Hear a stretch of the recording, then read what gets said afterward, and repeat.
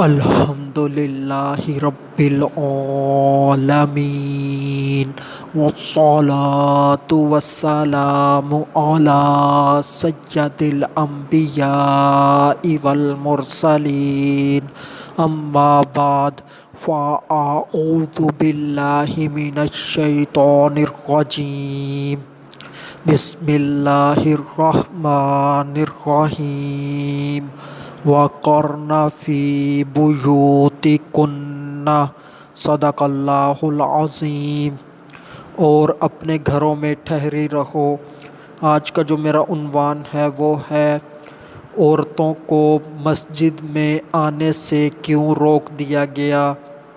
درود پاک کی فضیلت نبی اکرم نور مجسم شاہ آدم و بنی آدم سیاہ لامکاں شب اسرا کے دھولا مصطفیٰ جان رحمت صلی اللہ علیہ وآلہ وسلم نے ارشاد فرمایا، کنجوس ہے وہ شخص جس کے سامنے میرا ذکر کیا جائے اور وہ مجھ پر درود پاک نہ پڑھے۔ صلو علی الحبیب صلی اللہ تعالی علی محمد صلی اللہ علیہ وآلہ وسلم۔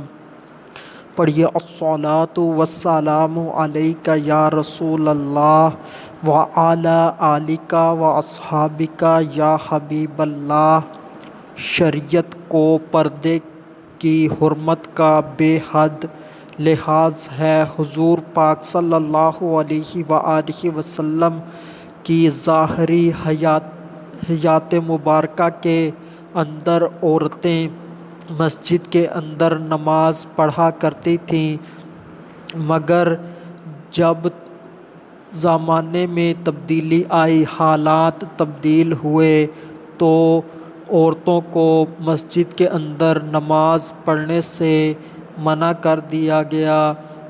حالانکہ عورتوں کو جو مسجد میں نماز پڑھنے کی اجازت تھی وہ مردوں کی صفیں آگے ہوتی تھیں اور عورتوں کی صف سب سے آخر والی ہوتی تھی، مگر اس صورت میں بھی منع کر دیا۔ حالانکہ جب مردوں، بچوں، عورتوں اور خنثیٰ یعنی کہ خسروں نے نماز مسجد میں پڑھنی ہو تو علماء کرام بتاتے ہیں کہ ان کی صفیں کچھ اس طرح سے ہوں کہ پہلی صف کے اندر مرد کھڑے ہوں، دوسری صف کے اندر بچے کھڑے ہوں، تیسری صف کے اندر خنثیٰ یعنی کہ خسرے کھڑے ہوں اور چوتھی صف کے اندر یعنی کہ عورتیں کھڑی ہوں، یعنی کہ اس لحاظ سے ان کی صفیں بنائی جائیں۔ مگر بعد میں اس سے بھی منع کر دیا گیا، روک دیا گیا کہ عورتیں مسجد میں نہ آئیں۔ اس کی وجہ یہ تھی کہ عورتوں کے اندر جو پردے کی پابندی تھی وہ کم ہو رہی تھی، بے پردہ پن ان کے اندر آ رہا تھا، بے حیائی آنا شروع ہو گئی تھی، تو اس وجہ سے ان کو منع کر دیا گیا۔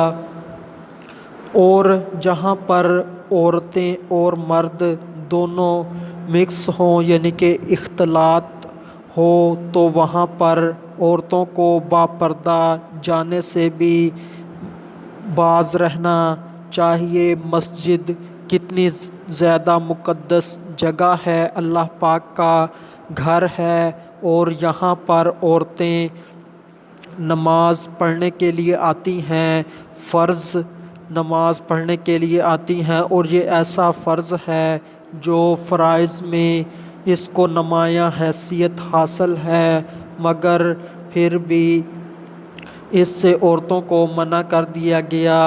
حضرت عمر فاروق رضی اللہ تعالی عنہ کے دور کے اندر عورتوں کو مسجد میں آنے سے منع کر دیا گیا، علماء کرام نے منع کر دیا گیا۔ حضرت عمر فاروق رضی اللہ تعالی عنہ نے عورتوں کی بدلتی ہوئی صورتحال دیکھی تو حضرت عمر فاروق رضی اللہ تعالی عنہ نے عورتوں کو مسجد آنے سے منع کر دیا تو وہ عورتیں حضرت عائشہ صدیقہ رضی اللہ تعالی عنہا امہات المومنین رضی اللہ تعالی عنہا کے پاس شکایت لے کر گئیں، تو حضرت عائشہ صدیقہ رضی اللہ تعالی عنہا نے فرمایا کہ اگر حضور پاک صلی اللہ علیہ وآلہ وسلم عورتوں کے اندر یہ باتیں دیکھتے جو آج پائی جا رہی ہیں تو حضور پاک صلی اللہ علیہ وآلہ وسلم خود ہی عورتوں کو منع کر دیتے۔ یہ حضرت عائشہ صدیقہ رضی اللہ تعالی عنہا نے اپنے دور میں کہا، یعنی کہ اتنے پرانے زمانے میں۔ اور اس کے علاوہ حضرت عمر فاروق رضی اللہ تعالی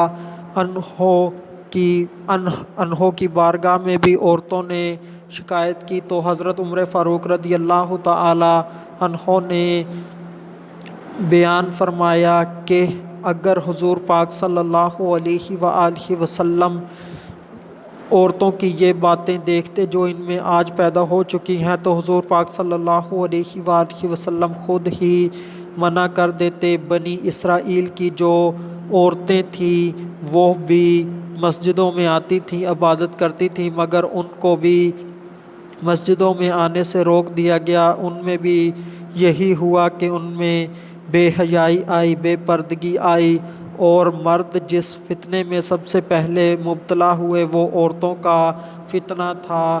تو اس طرح سے انہیں منع کر دیا گیا۔ جب عورتیں مسجد میں آتی تھیں تو کس قدر پردے کا اہتمام ہوتا تھا۔ جگہ اتنی مقدس کہ مسجد اللہ کا گھر ہے، یہاں پر تو بدبخت کو ہی بے حیائی کا خیال آتا ہوگا۔ تو اس کی صورتحال ملاحظہ فرمائیں۔ مرد آگے نماز پڑھ رہے ہیں، ان کا منہ قبلہ کی طرف ہے، وہ پیچھے پیٹھ پھیر کر دیکھ نہیں سکتے، اور عورتیں سب سے پیچھے ہیں، اور مردوں کو حکم ہے کہ جب تک سلام پھیرنے کے بعد عورتیں مسجد سے باہر نہ نکل جائیں اس وقت تک کوئی اٹھ کر نہ جائے، یعنی کہ مرد مسجد میں ہی بیٹھے رہیں اور عورتیں مسجد سے نکل کر اپنے گھروں کی طرف چل دیں۔ اس طرح کا طریقہ کار اپنایا گیا۔ پہل احتیاطی تدبیریں اختیار کی گئیں، مگر اس سے وہ کام کنٹرول نہ ہوا۔ اس کو پھر آہستہ آہستہ کنٹرول کیا گیا، یعنی کہ عورتوں کو حکم دیا گیا کہ وہ دن کی نمازوں میں مسجد میں حاضر نہ ہوں، رات کی نمازوں میں مسجد میں آ جایا کریں۔ اور اسی طرح پہلے جوان لڑکیوں کو منع کر دیا کہ وہ مسجدوں میں نہ آیا کریں، پھر اسی طرح بوڑھی عورتوں کو بھی مسجدوں میں آنے سے منع کر دیا۔ پہلے تھوڑا تھوڑا منع کیا گیا تھا، بعد میں مطلقاً منع کر دیا گیا۔ عورتوں کو روک دیا گیا کہ وہ مسجد میں نہ آئیں، حالانکہ نماز کی حالت میں ستر عورت یعنی کہ خوب عورت نے پردہ کیا ہوتا ہے، اس کا جسم چھپا ہوتا ہے، مگر پھر بھی شریعت کو پردے کی حرمت کا بے حد لحاظ ہے، اس لیے منع کر دیا گیا۔ پہلے زمانے کے اندر کیا بے حیائی زیادہ تھی یا آج کے زمانے کے اندر بے حیائی زیادہ ہے؟ پہلے کے زمانے کے اندر فتنہ زیادہ تھا یا آج کے زمانے کے اندر فتنہ زیادہ ہے؟ پہلے کے زمانے کے اندر فیض زیادہ تھا یا آج کے زمانے کے اندر فیض زیادہ ہے؟ پہلے کے زمانے کے اندر کیا عورتیں زیادہ نیک تھیں، صالحات تھیں؟ کیا آج کے زمانے میں عورتیں زیادہ نیک ہیں، صالحات ہیں؟